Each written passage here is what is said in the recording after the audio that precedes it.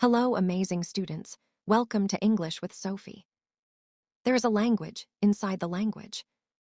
It operates beneath the surface of ordinary conversation, quietly shaping how people are perceived, how requests land, and whether doors open or close without a word ever being raised. Most people never learn this second layer exists. They study the grammar, they memorize the vocabulary, they practice the pronunciation, and yet something remains just out of reach. The words are technically correct, but the feeling is off. The conversation stiffens. People respond with mild confusion. No one says anything directly, because in certain cultures, saying things directly is precisely the behavior that marks someone as an outsider. This hidden layer is not about accent alone. It is not about slang or regional vocabulary. It is about the architecture of indirectness /U 2014, a carefully built system of softening, hedging, distancing, and layering that has been quietly refined over generations in British English. Those who understand it move through conversations with ease. Those who do not spend years wondering why their perfectly correct sentences occasionally produce the wrong result.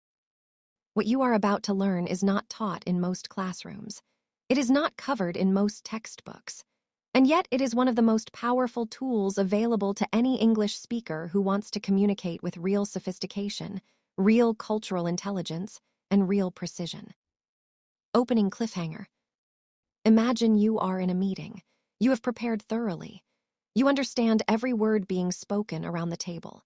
And then a colleague turns to you and says, calmly and pleasantly, "I was just wondering if you might perhaps have had time to consider the proposal." You hear the words. You understand each one individually. But something about the sentence does not immediately land. Is this a question? Is this a complaint? Is this pressure dressed up as politeness? Is this person happy with you or deeply frustrated and simply unwilling to show it? You pause. The pause lasts 1 second too long. The meeting moves on. Later that afternoon, you replay the exchange. You realize something that changes how you hear English forever. That sentence was not just a question. It was a precisely engineered communication built from at least 4 layers of British linguistic politeness, each one added deliberately, each one serving a specific social function. You understood the surface. You missed everything underneath. That moment /U 2014, that quiet, almost invisible gap between understanding the words and understanding the meaning /U 2014, is exactly what this lesson is designed to close. Section 1 /U 2014, Why British English is Built on Indirectness. Before the phrases themselves, it is worth understanding why this system exists at all, because once you understand the logic behind it, the patterns become far easier to absorb and use naturally. British culture, particularly in formal, professional, and urban social environments, places enormous value on not causing discomfort.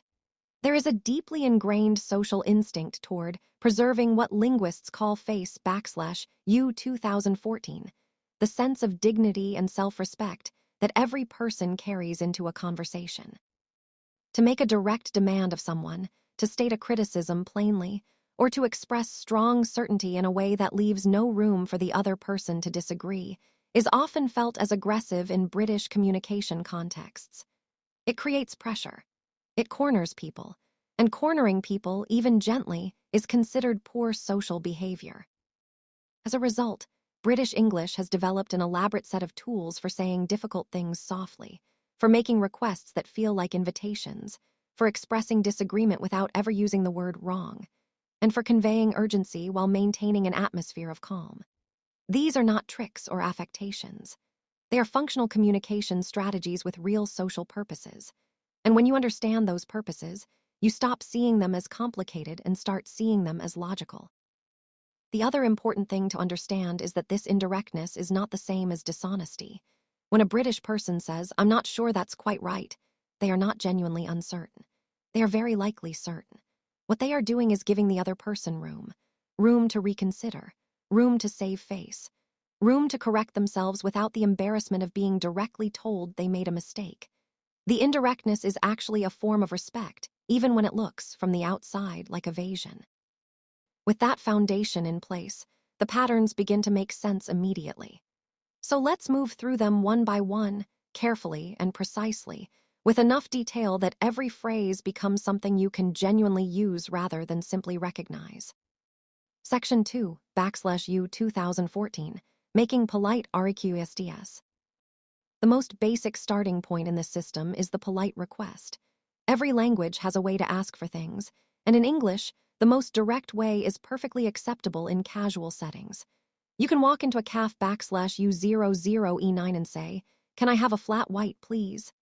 And no one will be offended. That sentence is fine. It is grammatically correct and socially appropriate for everyday situations. But British English has a step above fine, and that step begins with one word, could. When you replace can with could, something subtle but real happens. The request softens. It becomes slightly less assertive, slightly more considerate. "Could I have a flat white, please?" carries the same meaning as the original, but the emotional texture is different. It implies that you are aware the other person has a choice. It signals that you are not assuming compliance but genuinely asking. The reason could does this is rooted in English grammar. Could is the past form of can, and in British English, past tense forms are frequently used not to refer to past time, but to create emotional distance.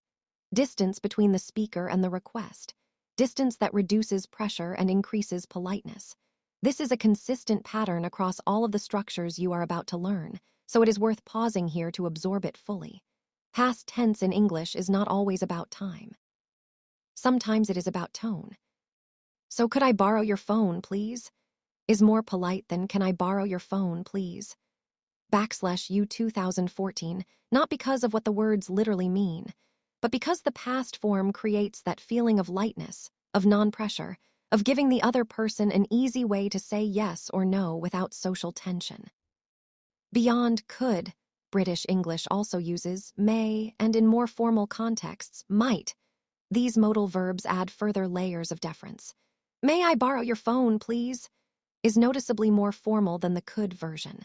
It is the kind of phrasing you might encounter in a professional letter, in a formal email, or in a carefully polished spoken request from someone who wants to signal that they understand social register. Might goes one step further. "Might I ask whether you have had a chance to review the document?" is the kind of sentence that carries weight precisely because it is so deliberately, almost architecturally polite. It is not common in everyday speech, but you will hear it, and when you do, understanding what it communicates about the speaker's intentions will change how you receive it. The key takeaway from this section is layering. British polite requests often combine multiple elements of courtesy in a single sentence, and that combination is not accidental. It is calibrated. Section 3, /U 2014, Indirect Questions. This is where British English starts to reveal its most sophisticated structures, and where many English learners experience that gap between hearing and understanding. An indirect question is a question inside a question. Rather than asking something directly, the speaker introduces the question with a polite framing phrase that softens its arrival. The question is still there. The meaning is still clear, but the delivery is fundamentally different. Compare these two sentences. "Are you free tomorrow?" and "May I ask whether you are free tomorrow?" Both sentences are asking the same thing, but the second one does something the first one does not. It acknowledges that the question itself might be an imposition. It asks for permission to ask. It treats the act of questioning as something that requires its own layer of politeness before it can proceed. This is a remarkably sophisticated communicative move, and once you recognize it, you will start hearing it everywhere in British formal and professional speech. The structure, "May I ask whether," is one of the most elegant indirect question formats in British English. It works particularly well in professional contexts, /U 2014 job interviews, formal meetings, email correspondence /U 2014, because it signals intelligence, awareness of social boundaries, and consideration for the listener. But there is an even more commonly used indirect question structure, and this one appears in everyday British conversation constantly. That structure is, "I was wondering if." This phrase acts as a buffer before a question. It tells the listener that the speaker has been thinking about the question, that it has not been asked carelessly, and that the speaker is approaching the topic with some delicacy. I was wondering if you were free tomorrow is softer, more considerate, and more personal than simply asking, "Are you free tomorrow?" The listener receives the question differently. There is warmth in the phrasing. There is the suggestion of thoughtfulness. And notice again the tense. I was wondering. You were free. Both past tense forms. Not because these things happened in the past, but because the past tense creates that distance, that softness, that British politeness requires. This is the same grammatical principle at work as in the could structure, past forms for emotional distance. Now the next layer, because British English does not stop at "I was wondering if." It then reaches for modal verbs to add even more softening within the same sentence. I was wondering if you could help me uses could inside the indirect question structure to add a second layer of courtesy on top of the first. The result is a sentence that manages to ask for help while simultaneously communicating respect, consideration, and awareness that the other person has the right to decline. And then one word further, the word just. When just appears in these constructions, it performs a very specific function. It minimizes. It makes the thing being asked for seem smaller, lighter, less of an imposition.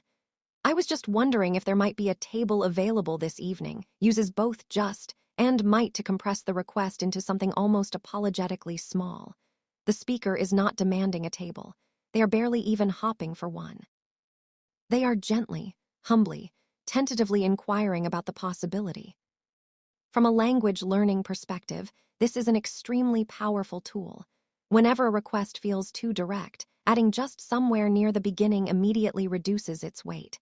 Could I just ask you something? I was just wondering if you had a moment. Would you mind if I just took a look? The word does very little semantic work, but it does enormous social work, and British speakers use it instinctively. Section 4, /U 2014, the structure. Would you mind?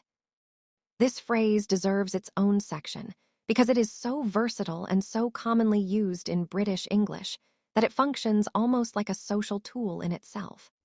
Understanding its two main forms and knowing when to use each one will significantly elevate the level of your British-style communication. The first form is "would you mind," followed by a verb in the ing form. This is used to make a polite request of someone else. Would you mind closing the window? Is asking the listener to do something. The logic embedded in this structure is subtle but important. The speaker is not asking whether the listener will close the window. They are asking whether the listener minds /U 2014, meaning whether they have any objection to the idea. It is an invitation rather than a command, and it places the power of decision with the listener rather than the speaker. The second form is "would you mind if I," followed by a verb. This is used to ask for permission to do something yourself.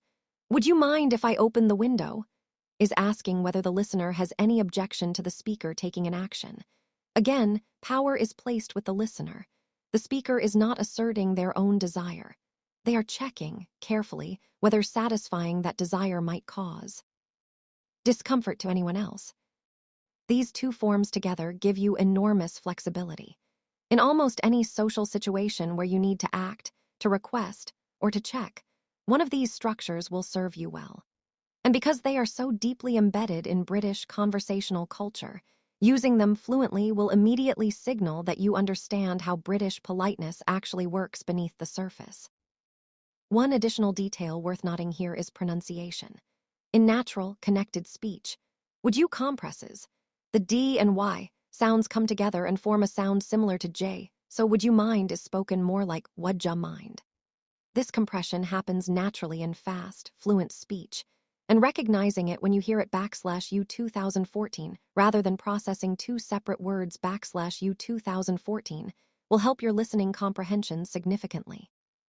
Section 5, /U 2014, the second conditional for polite requests. The second conditional is a grammatical structure typically taught in English classes as a way to talk about hypothetical or unreal situations. If I had more time, I would learn to paint. That kind of usage is familiar to most English learners. But in British English, The second conditional is also heavily used as a politeness device, even when the situation is not actually hypothetical. The conditional framing removes the sense of direct demand and replaces it with something that feels more like a gentle wish or a hopeful possibility. Consider this sentence. It would be great if you could attend the meeting on Friday. This is not actually expressing doubt about whether the meeting will happen. The speaker almost certainly needs the listener to attend. But by framing the request as a conditional /U 2014, it would be great if you could /U 2014, the speaker softens the obligation significantly. The listener does not feel commanded. They feel invited. Similarly, I would appreciate it if you could let me know as soon as possible, is performing real urgency while maintaining a surface of relaxed courtesy.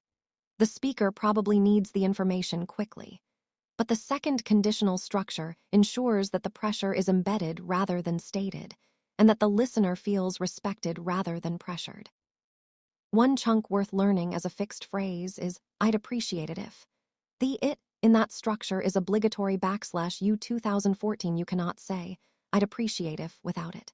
Learning this as a single, memorized unit will help you produce it quickly and accurately in real conversations.